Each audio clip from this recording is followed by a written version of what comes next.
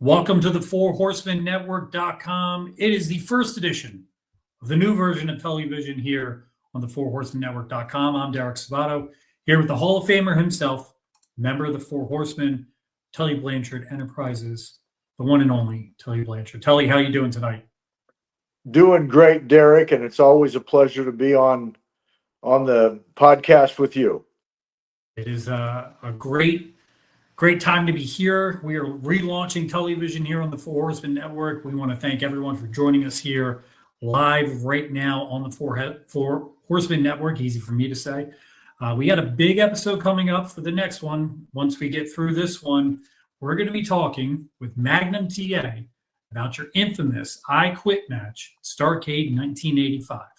What is the first thing that comes to your mind when I say Starrcade 1985 to you? Brutality.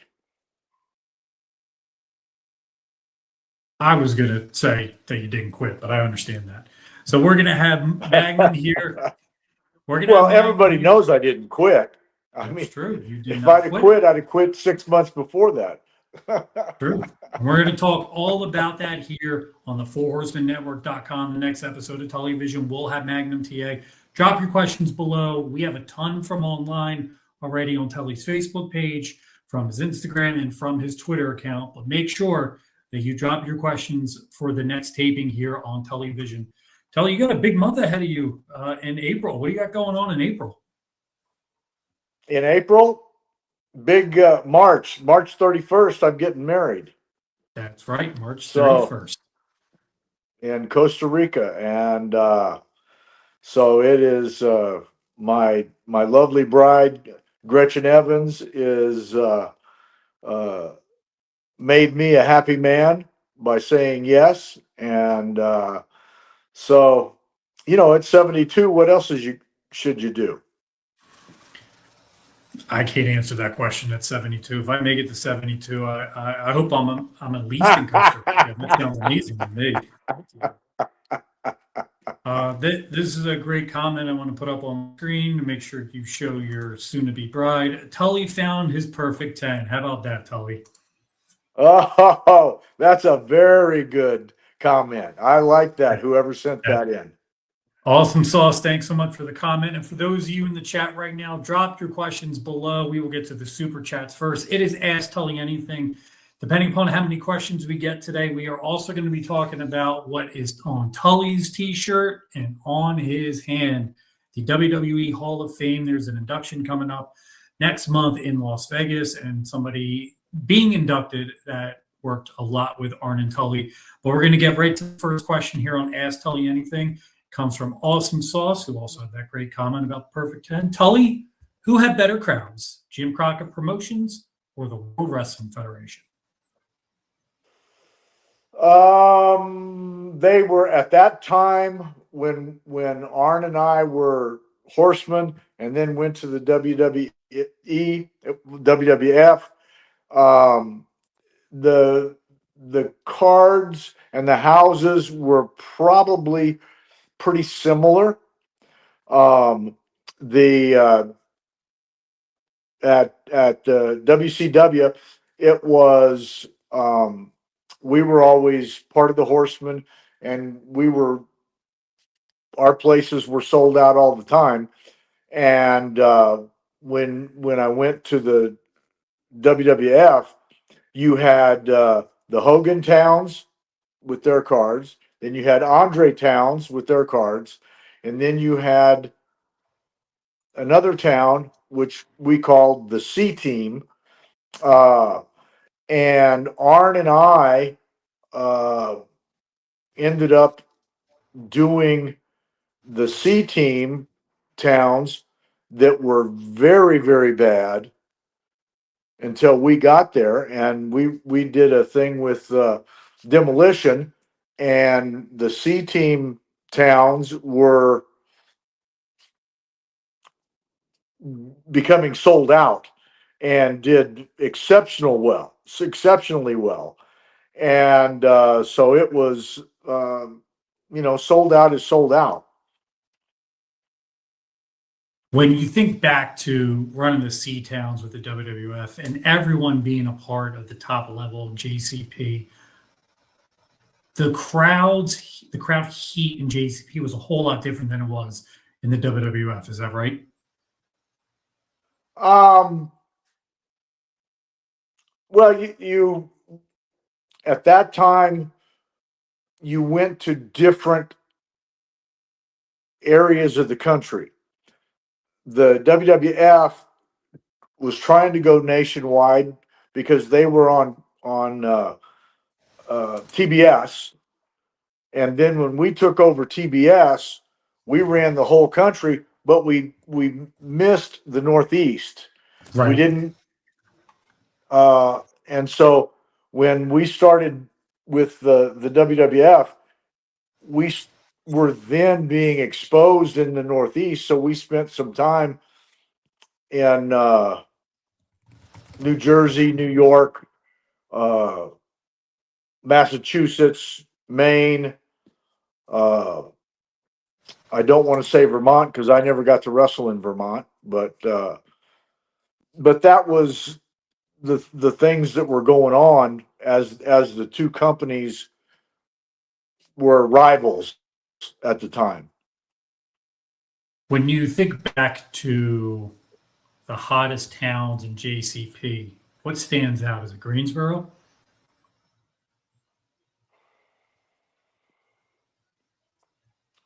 Greensboro was exciting. They always used that as the measuring stick, but I mean, Richmond, Virginia was equally as jammed up. And then when we got into Atlanta, it was dynamite. And I mean, we're going to talk with Magnum next time about the I Quit match.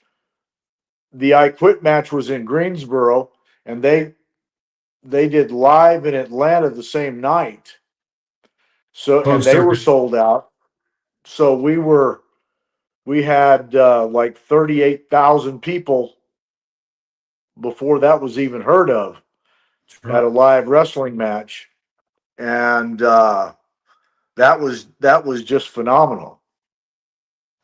Ryan Nadel has a question. What about Raleigh at the Dorton Arena? Any memories that stand out about Raleigh and the heat there? Oh yeah, Dorton Arena was a very, very difficult place to get people to come to.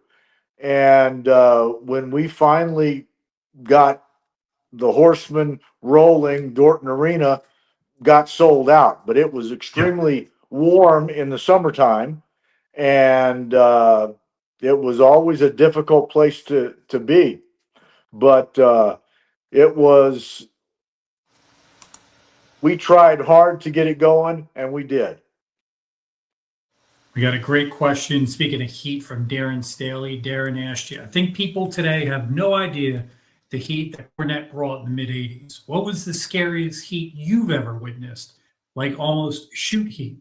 So, what is the scariest amount of heat you've ever been involved in?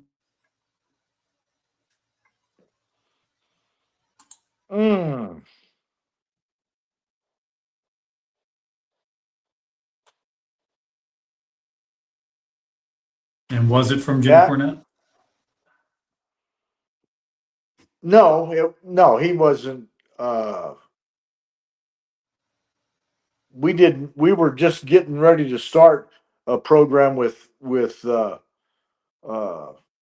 Midnight Express. Midnight Express, and but we had I jumped in on a match in Corpus Christi one time, and during Southwest Championship Wrestling times, and we had to. Wahoo was wrestling. I forget who it was. The Wahoo Corpus Christi with a run-in with you? No, he wasn't. He was wrestling somebody else because I had got hurt in a car wreck. Mm-hmm. and the guy used to load his boot, and I forget just exactly. But I ran in and interfered in the match, and it was the officers were wrestling fans too. Mm-hmm.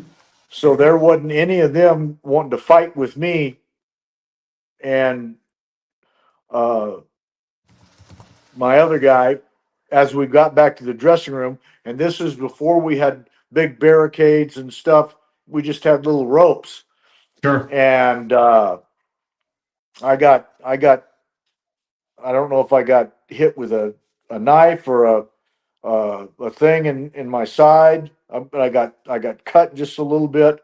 Uh, that was a very eye opening thing prior to the Four Horsemen.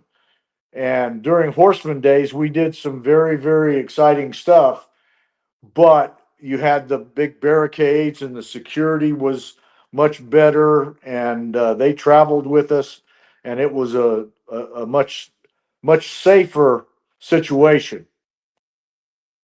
So I'm looking up Wahoo McDaniel's match history in Southwest Championship Wrestling, and what I'm finding for Corpus Christi, it looks like you guys ran there a lot. So one of the big ones seems to be in October of '79 against Great Goliath. You teamed with him against Gino Hernandez in Great Goliath. Yeah. Let's see here. And he took on Nick Bockwinkel. You two teamed up to take on Dale Valentine and Scott Casey. Great Goliath beat him for the title, the Southwest Heavyweight title, and then Dale Valentine in 1979. Any of those ring a bell? No, this was one of the tag team guys that was wrestling a single, and his gimmick was the loaded boot. He had a big thing on there, and I apologize for not being able to think of it. No, not Mephisto. No. All those guys were from Mexico. This was an Anglo guy. He was from Houston, actually. I will. It's funny because I Googled loaded boot in Southwest Championship Wrestling, and the first thing that pops up is Great Mephisto from Houston. So I was like, oh, I had it. There's I'll go back and watch that clip from Jim Cornette on the loaded boot in a second. But we did get an interesting question I wanted to ask you about on our X page. Make sure you follow Tully on Twitter at Tully4HOF. And the question was about an incident that Jim Cornette discusses.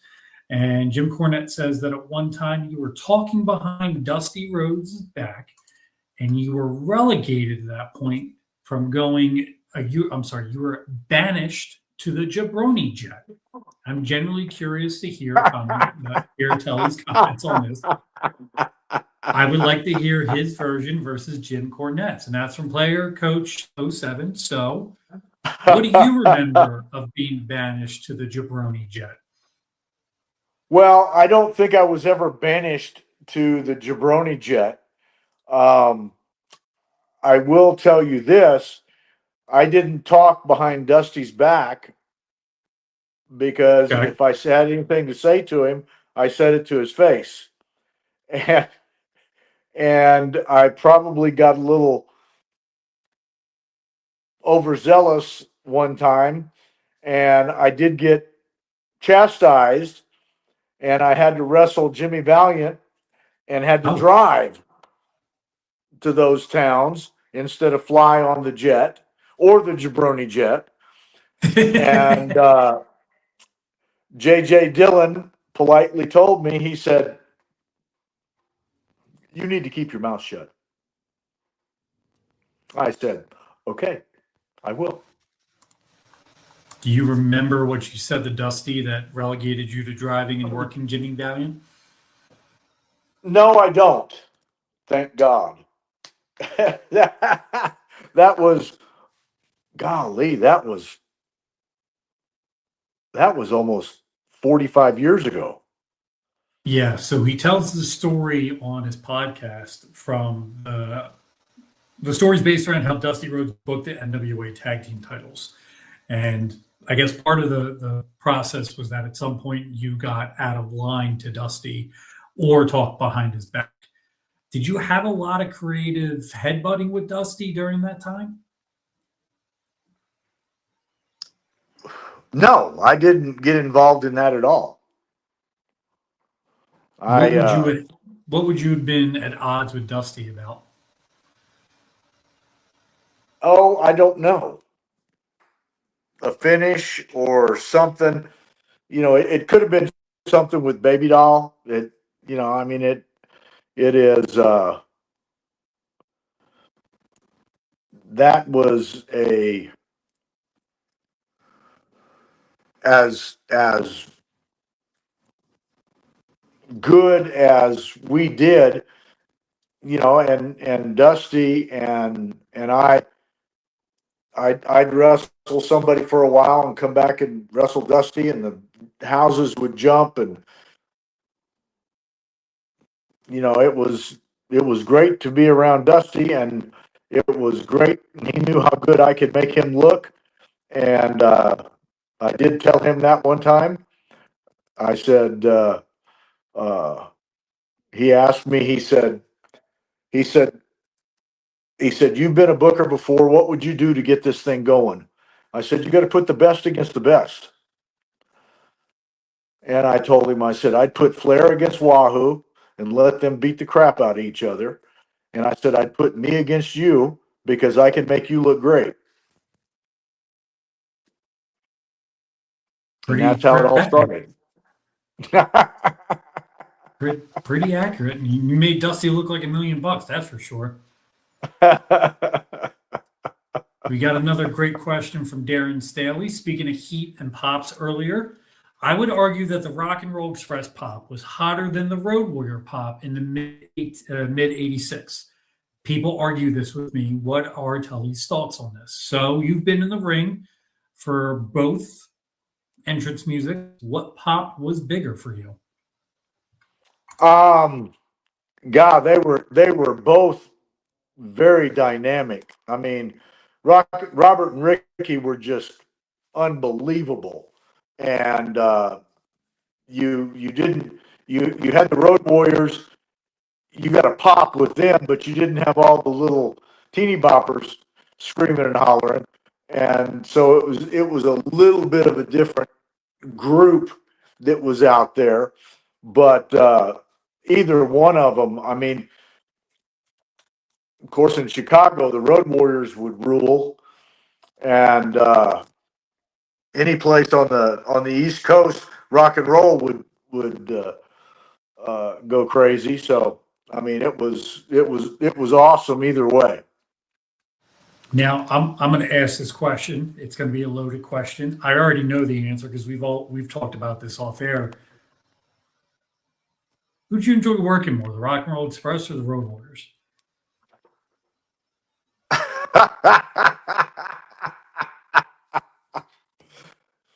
The Rock and Roll Express were like a night off, and the Road Warriors were a little.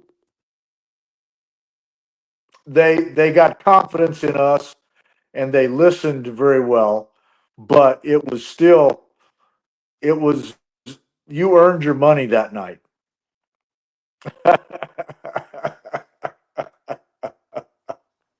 In a previous episode of the previous version of Tully Vision, I asked Tully, who is the stiffest you've ever been in the ring with? And the answer was The Road Warriors. the Road Warriors. So every time we get that question about, who'd you enjoy working more? That's always the pivot point for me. It's always my favorite part. We got a lot of people asking if these are the people that use the loaded boots. I'm going to run through this list with you. Tom Pritchard, No. Jim Osborne, No. the Spoiler,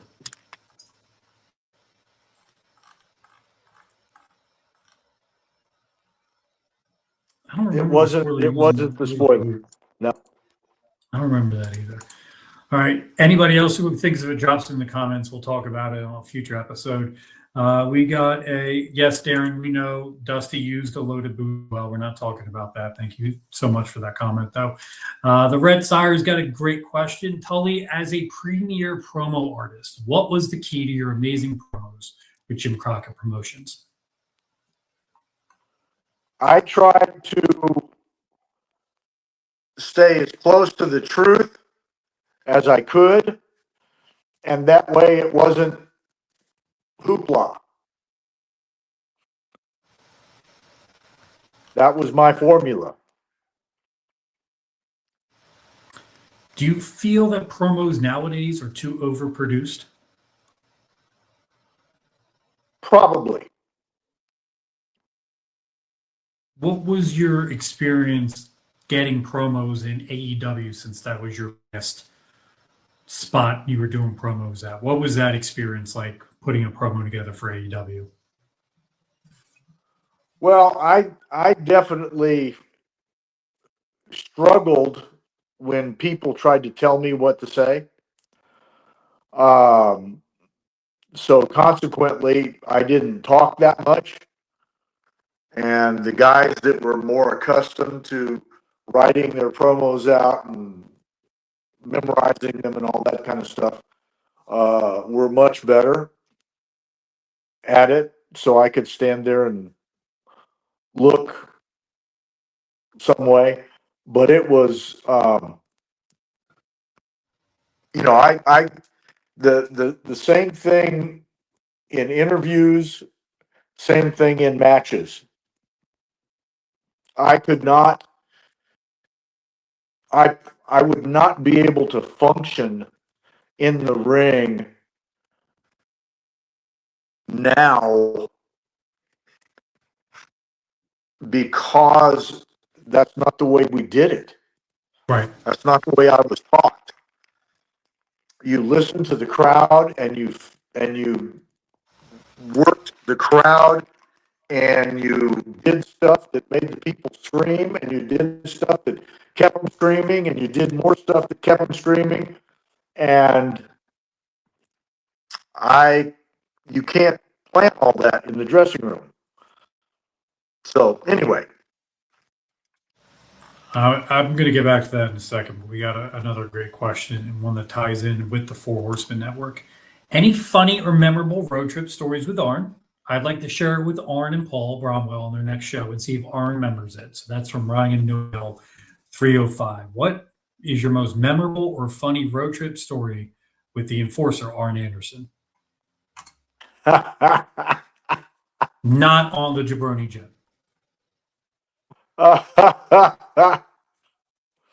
Oh, goodness gracious. And one you can tell. We had, yeah, the ones I could talk about. We were in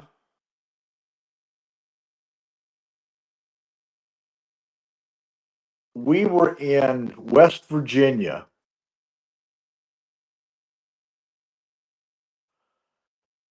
and going to, I believe, Roanoke. No, we were in Ohio, Southern Ohio, and we were going to West Virginia, Huntington, West Virginia, I believe. And we were supposed to meet Ole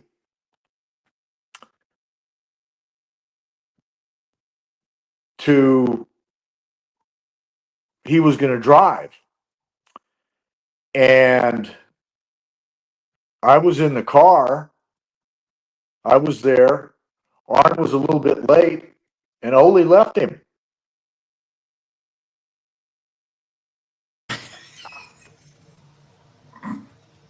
I Feels like an didn't know only how. thing to do.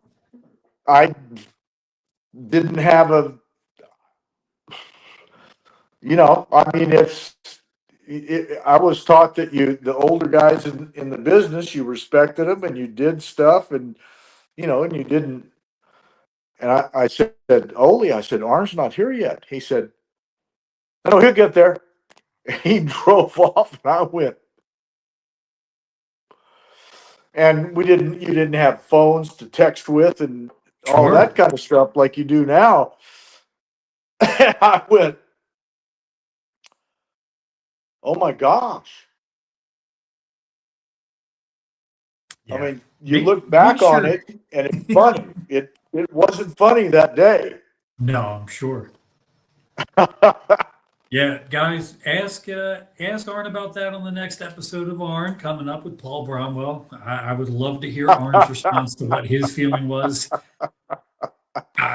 Listen, I've rode the towns in this business, and I have been the person who's been in Tully's position before, and it's very awkward about 2 to 3 hours later on in the building where the guy comes up and goes, "What happened?" And you're like, "I wasn't driving. What do you want me to do?" So I know that real well. So yeah, please ask that question to Arn on the next episode. We got another good question here from Awesome Sauce. And by the way, if you notice, super chats go right at the front of the line. So the quicker you put your super chat in, the quicker you go up on the screen.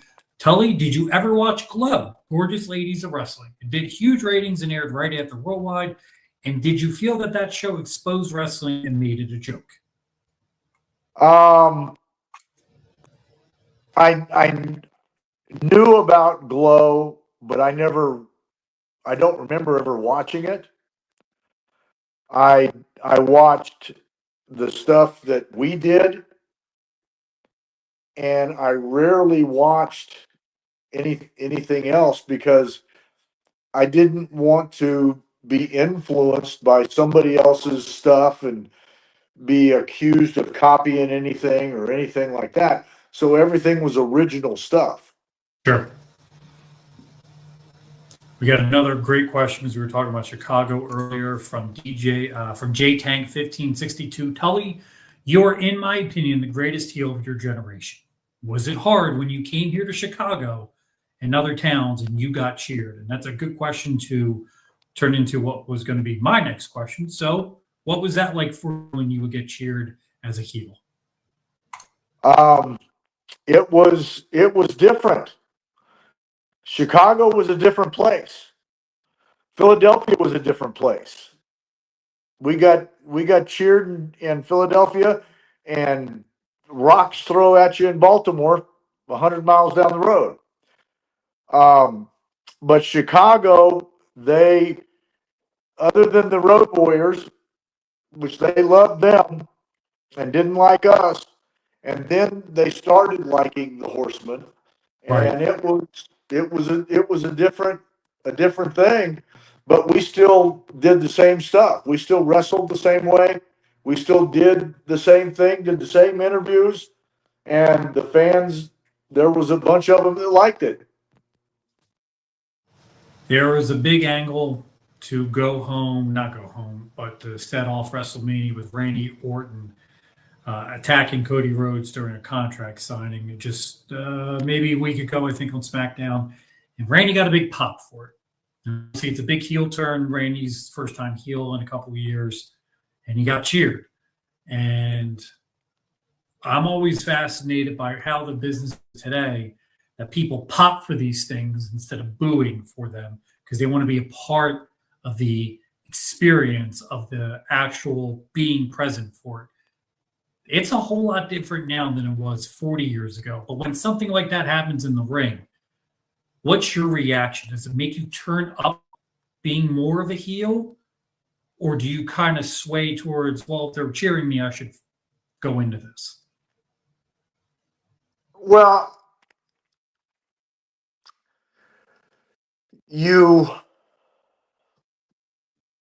I don't know that I ever had that experience. There were times in the ring that I tried very hard to show that I could wrestle. I didn't have to just go out there and kick and claw and punch and stuff like that. But that's because I wanted to show people that I could still wrestle, just like I always could. And But to be, I mean, the only place that you, again, that I've ever really remember being cheered was in Philadelphia, and we just did the same stuff that the Horsemen always did, and if they cheered, they cheered, and if they didn't, they didn't. I grew up in Philly, southern New Jersey. We've always been a heel town. It's kind of how we do things. It's why people aren't welcome at our football games. Speaking of people that are welcome, Paul Bromwell's in the chat. So, Paulie, I'm going to put you up on the screen. This is so awesome. You guys enjoyed this. So happy for Derek and Tully. We are happy to be here with UNR and on the Four Horsemen Network. I promise you that. Make sure you're hitting like, subscribe, turn on notifications when we post clips, when we go live. You're going to see a lot of crossover coming up between all of us as well. So thanks, everyone, for being a part of it. Let's get back to the questions. And my next question is going to be, Randy Orton cut a promo on Monday, and he said that the Rhodes family is not the only royal family in wrestling. You go way back in this business, and now your daughter is obviously involved as well. What is the royal family in professional wrestling to you?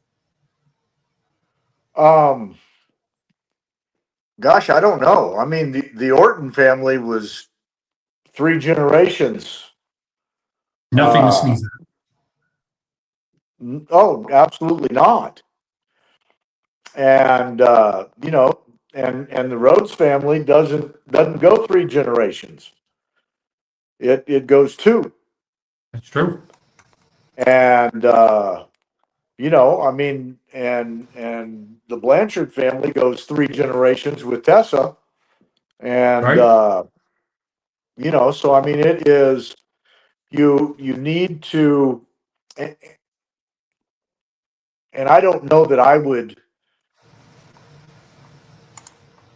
say anybody was the royal family, but Bob Orton Jr. and Randy, they were big stars. And my dad, their dad was his time, so I didn't really get to see any of that. You know, I was probably a little bit of a bigger star than my dad was. But my dad was, you know, I mean, he was an amateur wrestler. He was Big 8 champion, and Yeah. he could whip most everybody, and I was good in the ring. Yep. But you know, and Tessa is, her career is just exploding. Yes. In Mexico and with MCLL and that, I mean, she's just Everywhere. doing outstanding. And oh my gosh, you know, I mean, it's really, then you've got the Von Erich family, you know, Fritz and all his boys. Still going. Yeah, and then you have the Grahams, Eddie Graham and Mike Graham, and those guys from Florida, and you can't miss the Lawlers. Yep. And We gotta Gagne, go into the chat too. The Guerreros. the Guerreros. You know, I mean, there's just a bunch of very talented father children Yep. talent out there, and through the ages that you know, I mean, you can't dub one of them the royal family, in my opinion. But You know, it's funny because when we talk about royal family, the one I think of, I think everybody kind of forgets about, is the Poffos and how good Angelo was, let alone Randy and his brother Lanny. The Poffo family, I think, is oh gosh, very much yeah, forgotten. And I don't think yeah, anyone really knows how deep that legacy runs either. But yeah, the Harts, Flares. And in the hearts. Oh my gosh. And the rotundas. Wyndham's. That whole area. There's more. I'm interested to see the Funks. Yes, the Funks as well. So there's a ton of family heritage in this business. And I think it's one of the great things that really, the Mulligan, Rotunda, Wyndham's, like all that, like the family aspect of this business is not lost. And I hope it continues. Yes. We got another great question. Reggie the Tree. How were the Rockers and Rock and Roll Express different to wrestle, and how were they similar? So you're talking Sean and Marty and Ricky and Robert. What were the differences? Well,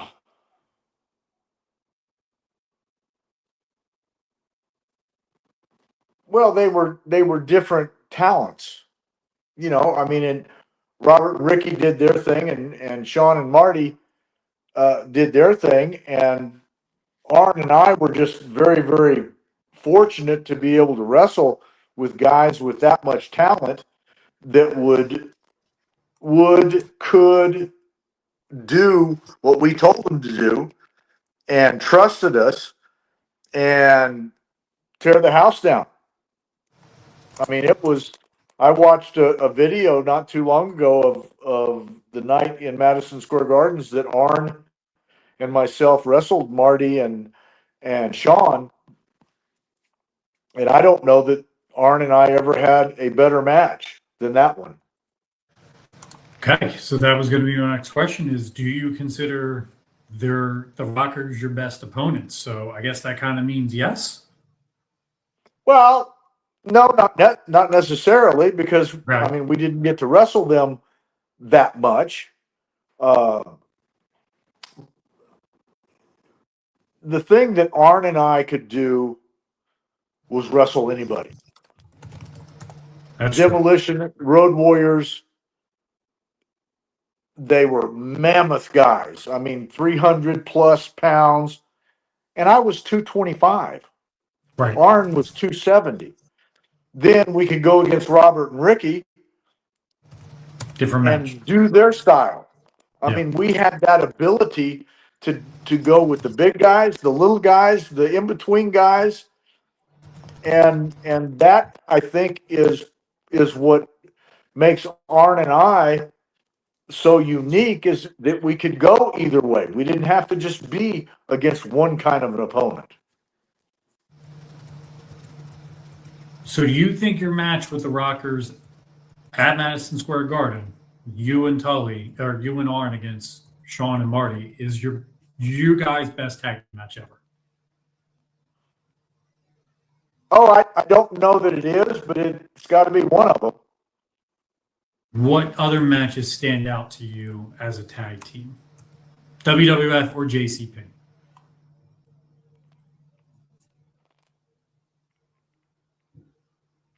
We had I guess the title switch match when we beat Demolition,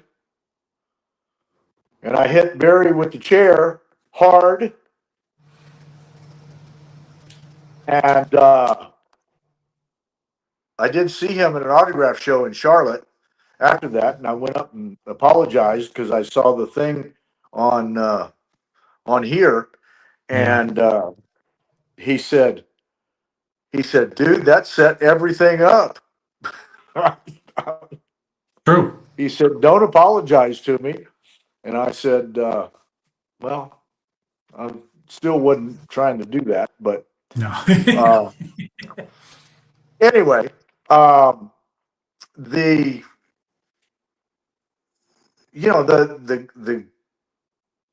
my gosh, we wrestled the Midnight Express and had a great match our last night that we wrestled. Yep. In Philadelphia. And, I mean, it's Arn and I could wrestle anybody. Yeah. And for those of you who don't know this, I'm going to say this, and I'm banking on everyone already knowing this, but for those of you who don't, that day you wrestled Sean and Marty at Madison Square Garden. You were day-night that day. So what that meant was there was a matinee in the Madison Square Garden, and then you would drive to Boston and do the same show at the Boston Garden that night. And for those of you who don't understand how that works, 20,000 people were in Madison Square Garden for the matinee, and then there were another 20,000 people at the Boston Garden later that night. So 40,000 people watched the same card the same day, two different locations. What was that? What are those road trips like for you guys? Long, hard. You gotta travel. You gotta drive. I mean, it's not every day you got to jump on the Jabroni jet. Yes. and fly up someplace. But double shot days were very, very difficult. And plus, you had to recoup, and you had to get enough food, but not too late, and still be able to go out and do the same thing, because the people in the second show paid their hard-earned money, Yep. and they still deserve it. Was it easier because you were on the Hogan loop there too? On the what loop? Was it easier because you were on the Hogan loop too?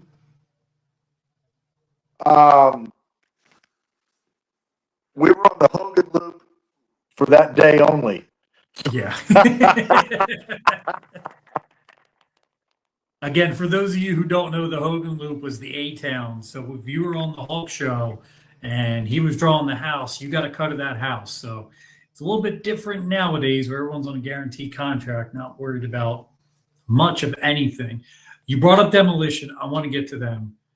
You worked with them. You and Arn worked with them a lot in your run in the WWF. What does it mean to you to see them finally get their place in the WWE Hall of Fame? Oh gosh, they deserved. They were like Arn and I were. I mean, they wrestled so many different people for the WWE and did so many different things and are so talented, both of them. And they definitely deserve to have been put in the Hall of Fame before now, but better late than never. You knew Bill Eadie before he was Demolition Axe, is that correct? Yes. What can you tell our listeners who may not realize how long his career was in professional wrestling before he was even a part of Demolition? Oh gosh, I mean, he was. When I first went to North Carolina, he was there, and he may have come through Southwest Championship Wrestling before I was refereeing, and came through there. Yeah, I mean, you talk about somebody that has just been on top with every different kind of gimmick, mask thing, but you know, when you sell tickets, you sell tickets. He was the mass superstar throughout a lot of his run, Mid-Atlantic, Georgia Championship. You look back at that and it kind of feels like a time war because everyone just talks about Demolition should be in the Hall of Fame, but Bill Eadie is Hall of Famer regardless of Demolition Acts. Would you agree? I would agree with that, yes. Now, you also worked with Barry Darso before he was Smash, and Barry was a ton of different characters. What is your first memory of Barry Darso? That I didn't have to wrestle him on TV.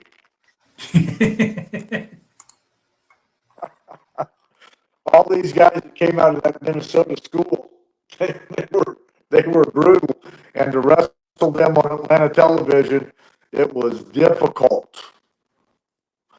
Barry's first national mark was Crusher Khrushchev, a member of the infamous alliance with the Koloffs.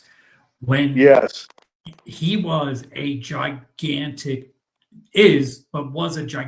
dude coming out.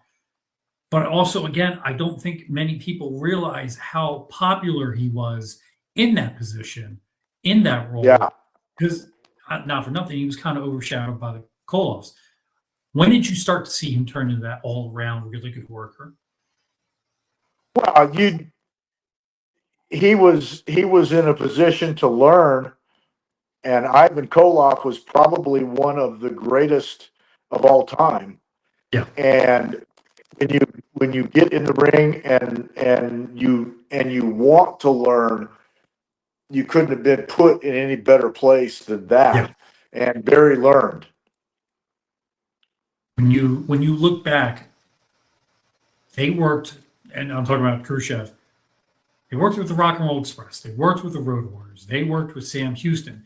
They worked with Dutch Mantell, Magnum TA. Like, they went on the road and they worked.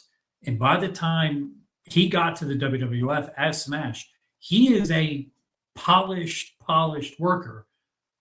But that transition into that character with the mask and the paint and the different gimmick, it's a whole different person. Yes. When you think back, And I'm glad that I didn't ever have to do that. yeah. You ever get hit with the And mask? Was the mask I'm the also pointy as it glad was? that I didn't have another name other than my birth name. So True. That's true. When you think that made back, a lot of things easy. when you think back of the Demolition and your run with them, what's the highlight for you? Is it a certain show, a certain match, or was it the title change? I think the best match was probably the title change.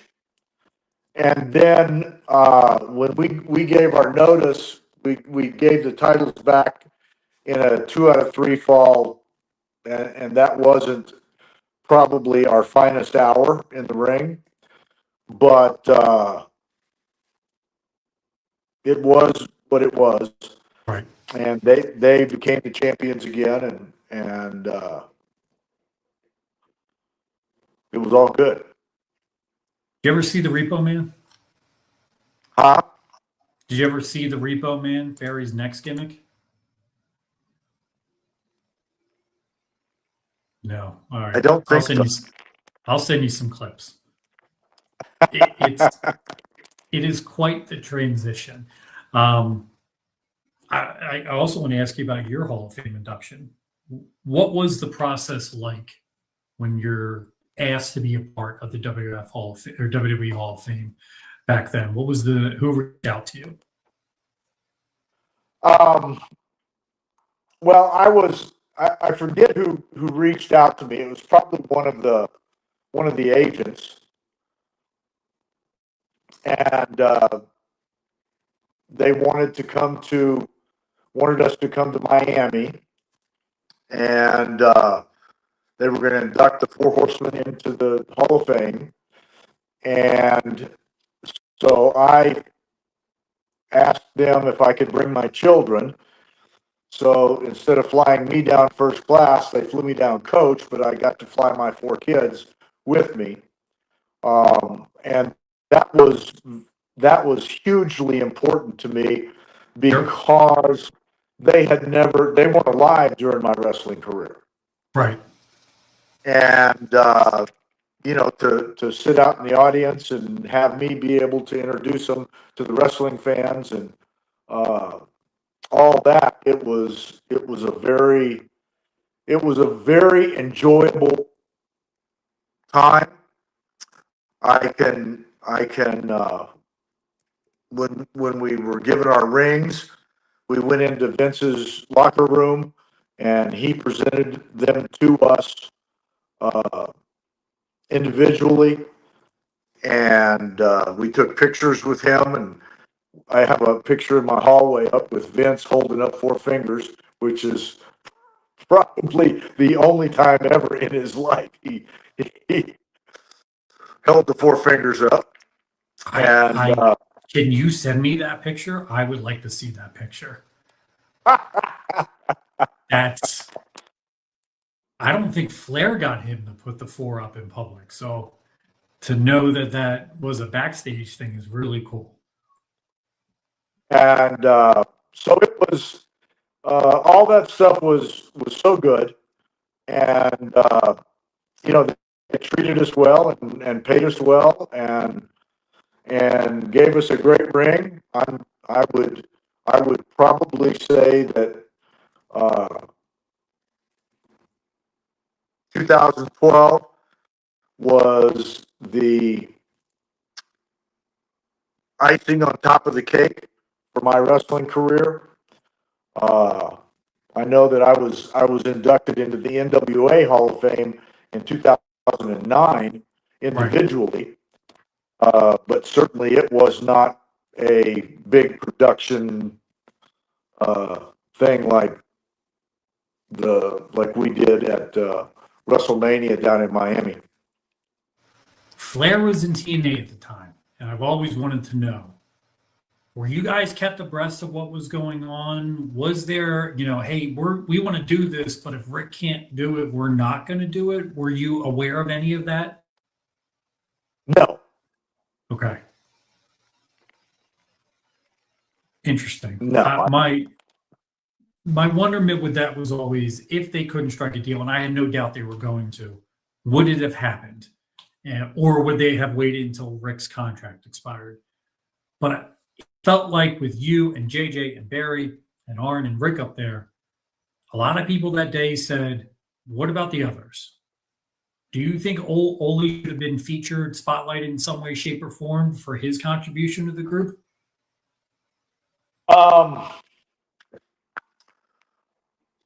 Ole made more people mad than I did. That's true. That actually be a T-shirt, but yes, that's accurate. So I tried really, really hard to stay out of the politics. Yeah. And it was,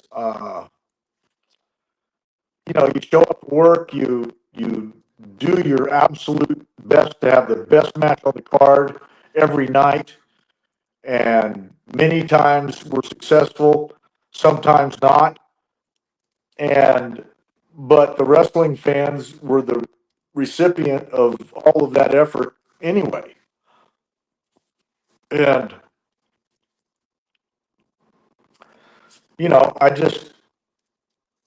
if there was any behind the scenes talking about, Flair this, Flair that, I was not aware of it. All right, last question I have for you. We have a couple more from the fans, and then we're going to wrap it up. Is there anyone in your mind not inducted into the WWE Hall of Fame today that at this point should be?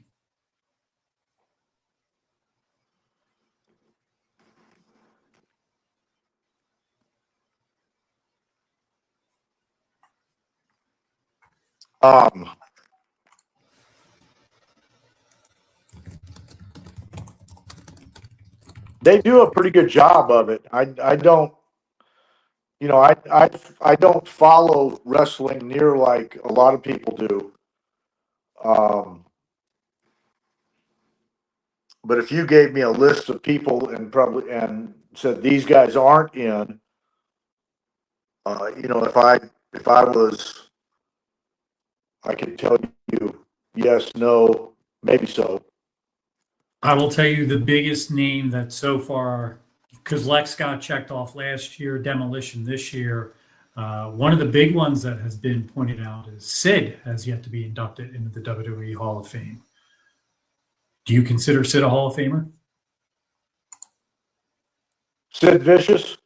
Yes. I don't know that I really was ever around him very much.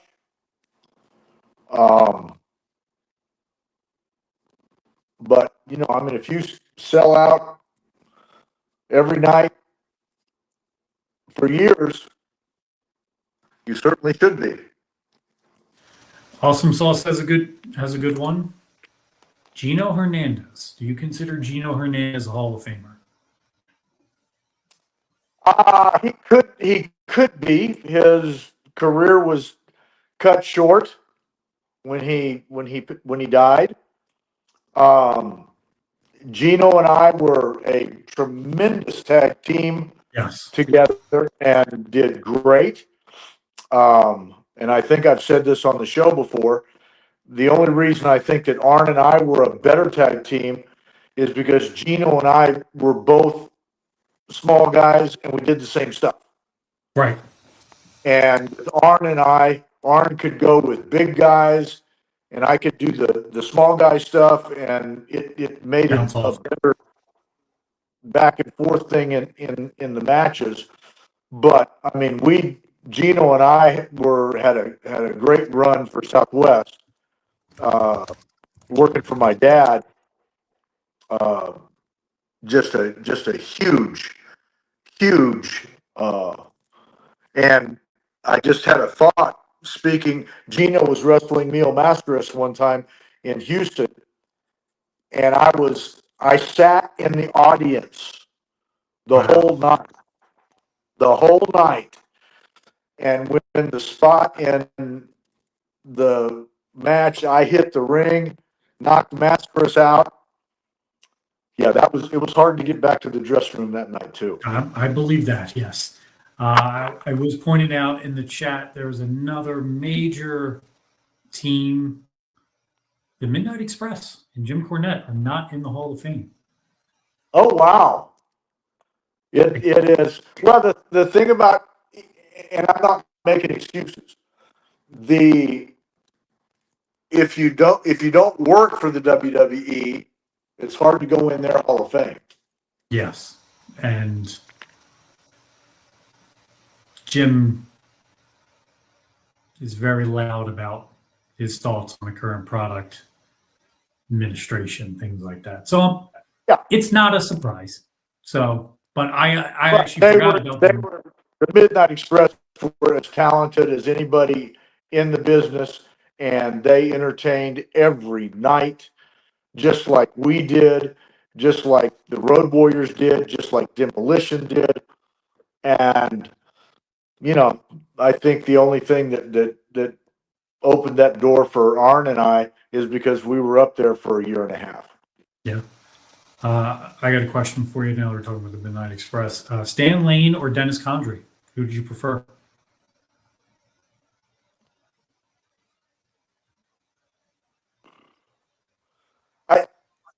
They were good with both, but Okay. I think the originals are good, better. Did I answer that right? I think so. The originals. I asked a couple of questions. We're going to wrap it up here. I'm not asking that question. I am definitely not. Okay. Where do you stand on cheese on your burger? Cheese on a burger? Yep. I like jalapeno cheese on almost everything. Okay. So for those of you on the Four Horsemen Network, this is a gimmick and a thing. I guess Arn doesn't like cheese or loves cheese. I don't know which way Arn goes on this one, but we got a lot of questions about it. So, if we need to bounce back and forth on further ask those questions, I'm not really sure. J Tank 1562's got another good one to wrap up the show. When you went to the AWA, was there talk of you giving a run for the belt? And what did you think about Larry Sabisco? You were both great heels. No, I never was mentioned about getting the belt. I think I went up there for 3 weeks, which wasn't there very long. Yeah, not long enough for that. Yeah. And, but Zabisco was a tremendous talent. And, at that point in my career, I was just happy to learn a little bit. Last question. Any memories from wrestling at the Cincinnati Gardens? Oh, wow.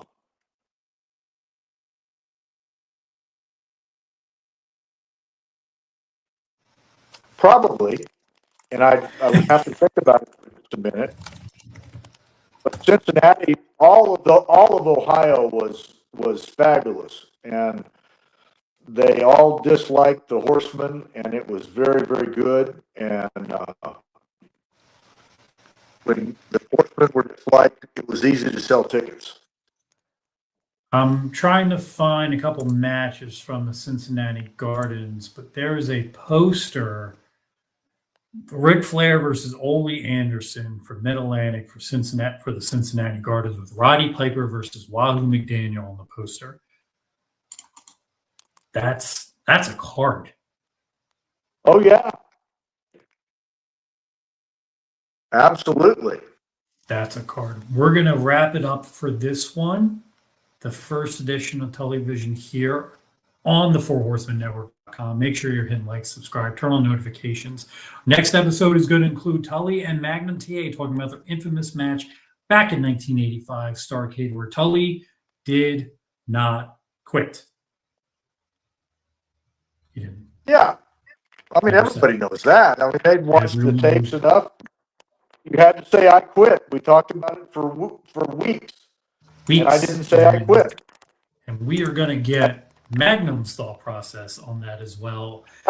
We want your questions. Drop them in the chat. Drop them in the comments below. We are recording that episode very soon before Tully goes away to celebrate his pending nuptials.